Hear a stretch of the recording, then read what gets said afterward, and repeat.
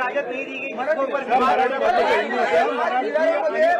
वातावरण पेटलेलं आहे, पोलिसांनी परमिशन नाही दिली म्हणून मनसेच्या नेत्यांना ताब्यात घेतला गेलेला आहे आणि मनसे आता सरकारवरती टीका करत आहे. तुम्ही नेमके याला कसं बोलता? मी पोलिसांना त्या ठिकाणी आयुक्तांना विचारलं की ही परवानगी का दिली नाही, कारण कोणीही मोर्चाला परवानगी मागितली तर आपण परवानगी देतो. मला आयुक्तांनी त्या ठिकाणी सांगितलं की त्यांच्याशी रूटच्या संदर्भात चर्चा सुरू होती, परंतु ते जाणीवपूर्वक अशा प्रकारचा रूट मागत होते की ज्यातनं कुठेतरी संघर्ष होईल.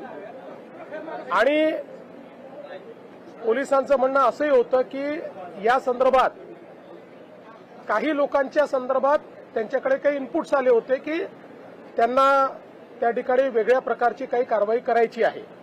आणि म्हणून पोलिसांनी त्यांना एवढं सांगितलं होतं की जो नेहमी रूट असतो मोर्चाचा तो रूट तुम्ही घ्या, अशा प्रकारचा रूट घेऊ नका. पण त्यांनी त्याला नकार दिला. त्यांनी सांगितलं आम्ही हाच रूट घेणार, दुसऱ्या रूटवर आम्ही काही जाणार नाही. म्हणून पोलिसांनी ती परवानगी नाकारली असं मला आत्ताच सीपींनी सांगितलेलं आहे.